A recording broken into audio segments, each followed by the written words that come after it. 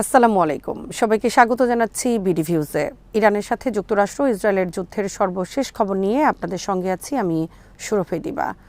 আবারও ইসরায়েলের বিভিন্ন এলাকায় ইরান তীব্র ক্ষেপণাস্ত্র হামলা চালিয়েছে। জেরুজালেম ও মধ্য ইসরায়েল সহ দক্ষিণ ইসরায়েলে একাধিক সতর্ক সংকেত জারি করার পরও ব্যাপক ক্ষয়ক্ষতি হয়েছে বলে ইসরায়েলি গণমাধ্যম ও সামাজিক যোগাযোগ মাধ্যমের বিভিন্ন ভিডিও চিত্রে দেখা গেছে।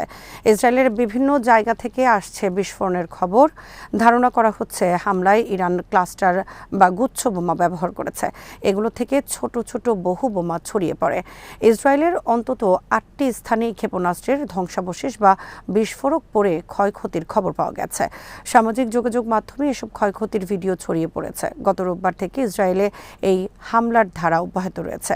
বিশেষ করে উত্তর ইসরায়েলে প্রায় সতর্ক সংকেত বাজানো হচ্ছে, কারণ এলাকাটি এখন কেবল ইরানের ক্ষেপণাস্ত্র হামলারই নয়, বরং লেবাননের সশস্ত্র গোষ্ঠী হিজবুল্লাহরও নিয়মিত লক্ষ্যবস্তু হয়ে উঠেছে। ইরানের ইসলামী বিপ্লবী guard corps operation true promise 4 এর 75তম পর্যায়ে বাহিনীর নতুন মোতায়েনকৃত অবস্থান এবং তাদের গোপন আস্তানাগুলো লক্ষ্য করে এই হামলা চালানো হয়েছে। আইআরজিসি জানিয়েছে, অপারেশনাল ইন্টেলিজেন্স বা গোয়েন্দা তথ্যের ভিত্তিতে এই হামলাগুলো চালানো হয়েছে। তারা আরও দাবি করছে, ইসরায়েলি বাহিনী তাদের সার্বক্ষণিক নজরদারিতে রয়েছে। বিপ্লবী গার্ড ইসরায়েলি এবং মার্কিন কর্মীদের সতর্ক করে বলেছে যে তারা তাদের গোয়েন্দা ইউনিটের পূর্ণ নজরদারিতে রয়েছে। আরাদ সহ বিভিন্ন বসতিতে লুকিয়ে থেকেও তারা রক্ষা পাবে না। এছাড়া তারা জানায় যে সৌদি আরবের আল খার্জে অবস্থিত প্রিন্স সুলতান বিমান ঘাঁটিতে ব্যালিস্টিক ক্ষেপণাস্ত্র দিয়ে হামলা চালানো হয়েছে। ইরানের দিক থেকে ইসরায়েলের বিভিন্ন স্থাপনার পাশাপাশি বিভিন্ন আরব দেশে থাকা মার্কিন ঘাঁটিগুলোতে নতুন করে হামলা চালানো হয়েছে।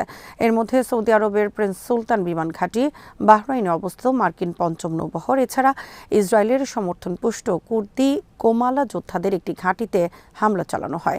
একই সাথে ইসরায়েলের তেল আবিব, পেতাহ তিকভা, হোলন এবং রামাত গান এর সামরিক ও নিরাপত্তা কেন্দ্রগুলো ধ্বংস করার দাবি করেছে ইরান। ইসরায়েলি সংবাদ মাধ্যম জানিয়েছে যে লেবানন ফিলিস্তিন সীমান্ত সংলগ্ন উত্তর অঞ্চলে ইসরায়েলি বাহিনীর সমাগম লক্ষ্য করে নতুন দফায় ক্ষেপণাস্ত্র হামলা চালানো হয়েছে। ইসরায়েলি হোম ফ্রন্ট কমান্ডের তথ্য অনুযায়ী 59টি বসতিতে সাইরেন বেজেছে। ইরান থেকে সিরিয়ার অধিকৃত গোলান মালভূমি এবং লেবানন থেকে নাহারিয়ায় রকেট ও ক্ষেপণাস্ত্র নিক্ষেপ করা হয়েছে। ইরানের এসব হামলায় ইমাদ, ফতা, কিয়াম, কদর, খাইবার শেকান এবং খোরাম শাহ 4 এর মতো ভারী ব্যালিস্টিক ক্ষেপণাস্ত্র এবং ড্রোন ব্যবহার করা হয়েছে। আইআরজিসি জানিয়েছে, তারা নতুন কৌশল এবং উন্নত সিস্টেম ব্যবহার করে এসব হামলা চালায়। ইসরায়েলের অ্যারোস্পেস ইন্ডাস্ট্রিজের স্থাপনা লক্ষ্য করে হামলা চালানোর দাবি করেছে ইরান, কিন্তু ইসরায়েলের রাষ্ট্রীয় মালিকানাধীন এই প্রতিরক্ষা ও মহাকাশ গবেষণা সংস্থায় হতাহতের বিষয়ে তাৎক্ষণিকভাবে কিছু জানা যায়নি। ইরানের সরকারি সংবাদ সংস্থার কাছে পাঠানো এক বিবৃতিতে দেশটির সেনাবাহিনী দাবি করে, তারা ইসরায়েলের বেন গুরিয়ন বিমানবন্দরের কাছে অবস্থিত IAI এর স্থাপনায় ড্রোন হামলা চালিয়েছে। পাশাপাশি সৌদি আরবের প্রিন্স সুলতান বিমান ঘাঁটিতে থাকা একটি মার্কিন নজরদারি বিমানেও হামলার দাবি করেছে ইরানের সেনাবাহিনী।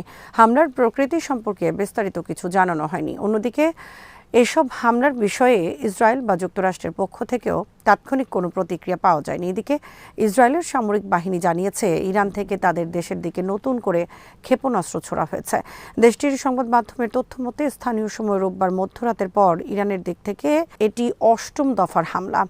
দ্য টাইমস অফ ইসরায়েলের প্রতিবেদন অনুযায়ী দেশটির দক্ষিণাঞ্চলে শিগগিরই সতর্ক সংকেত বা সাইরেন বাজানোর সম্ভাবনা রয়েছে।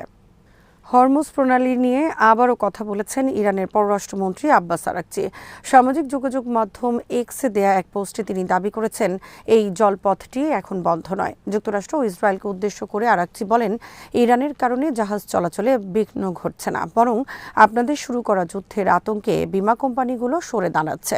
তিনি আরও বলেন, আর কোনো হুমকিতে কোনো বিমাকারী কিংবা কোনো ইরানি বিচলিত হবেন না। এর আগে ইরানের পররাষ্ট্র মন্ত্রণালয়ের এক বিবৃতিতে বলা হয়, হরমুজ প্রণালীতে বিঘ্ন সৃষ্টি এবং ক্রমবর্ধমান বিপদের জন্য সরাসরি যুক্তরাষ্ট্র ও ইসরায়েল দায়ী। সেই বিবৃতির পরই আরাকচির এই পোস্ট দিয়েছেন। এদিকে হরমুজ প্রণালীতে ইরানের প্রতিরক্ষা ঘাঁটিগুলো পুরোপুরি ধ্বংস না হওয়া পর্যন্ত যুক্তরাষ্ট্রের সামরিক অভিযান অব্যাহত থাকবে বলে জানিয়েছেন মার্কিন অর্থমন্ত্রী স্কট বেসেন্ট। এনবিসি নিউজকে দেয়া এক সাক্ষাৎকারে তিনি এই হুঁশিয়ারি দেন।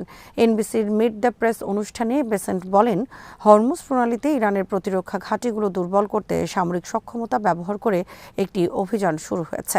এসব স্থাপনা পুরোপুরি গুঁড়িয়ে না দেয়া পর্যন্ত এই অভিযান চলবে। যুদ্ধের বিষয়ে সংবাদ মাধ্যমের খবর প্রকাশের ধরনের সমালোচনা করেন বেসেন্ট। তার মতে মার্কিন কর্মকর্তারা আসলে কি করছেন সে বিষয়ে মার্কিনীদের কাছে সঠিক চিত্র তুলে ধরা হচ্ছে না।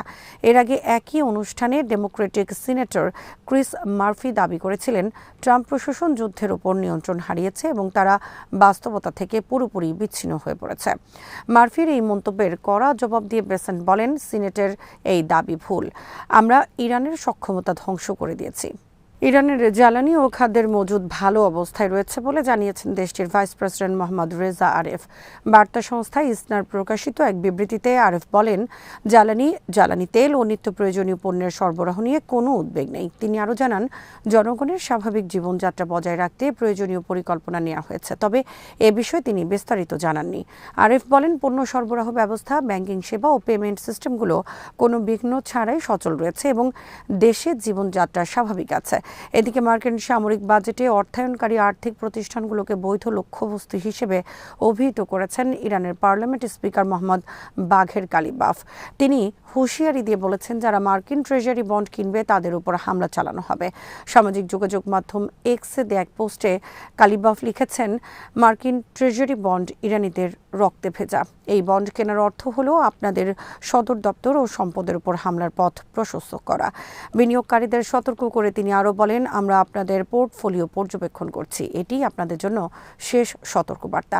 এর আগে তেহরান যদি পুনরায় হরমুজ প্রণালী সম্পূর্ণ খুলে না দেয় তাহলে ইরানের বিদ্যুৎ কেন্দ্রে হামলার হুমকি দেন ডোনাল্ড ট্রাম্প। ট্রাম্পের এই হুমকির জবাবে কালিবাফ ওই অঞ্চলের বিভিন্ন অবকাঠামো জ্বালানি স্থাপনায় পাল্টা হামলার হুমকি দেন।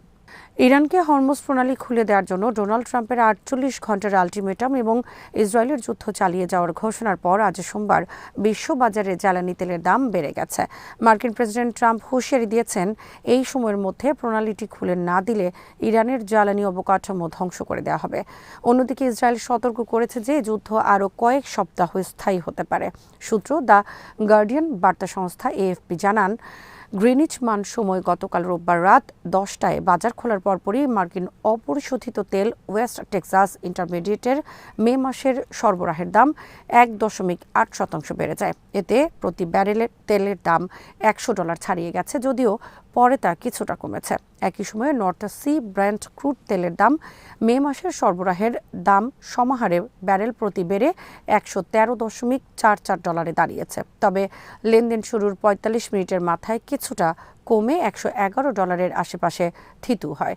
গত 27 ফেব্রুয়ারি ইরানে মার্কিন ইসরায়েলি হামলা শুরুর আগের দিন WTI ও ব্র্যান্ড ক্রুড তেলের দাম ছিল যথাক্রমে ব্যারেল প্রতি $67.02 এবং $72.48। যুক্তরাষ্ট্র ও ইসরায়েলের সঙ্গে চলমান যুদ্ধের প্রেক্ষাপটে লিবিয়ার গ্র্যান্ড মুফতি শেখ সাদিক আল ঘারিয়ানি সারা বিশ্বের মুসলমানদের ইরানকে সমর্থন করার আহ্বান জানিয়েছেন। তিনি সতর্ক করে বলেছেন, আরব দেশগুলোতে বিদেশি সামরিক উপস্থিতি অস্থিতিশীলতা নিয়ে আসে। তিনি বলেন, কোরআনে নিরপেক্ষতার কোনো ধারণা নেই। মুসলমানদের সমর্থন করা একটি ধর্মীয় কর্তব্য। তিনি আরও বলেন, বিশ্ব শক্তিগুলোকে এর মূল্য দিতে হবে। মুসলমানদেরকে এই সংঘাত থেকে শিক্ষা গ্রহণ করে বিশ্বাসের মাধ্যমে শক্তি সঞ্চয় করার আহ্বান জানান তিনি বলেন, এসব ঘটনা প্রবাহ থেকে শিক্ষা গ্রহণ করুন এবং একমাত্র আল্লাহ ও তার নবীর আনুগত্যের মাধ্যমেই মর্যাদা অর্জন করুন। আজ এখানেই শেষ করছি। সবাই ভালো থাকুন, সুস্থ থাকুন আর দেখতে থাকুন বিডি ভিউজ। চ্যানেলটি ভালো লাগলে সাবস্ক্রাইব করুন। সংযুক্ত থাকুন আমাদের ফেসবুক পেজে। আল্লাহ হাফেজ।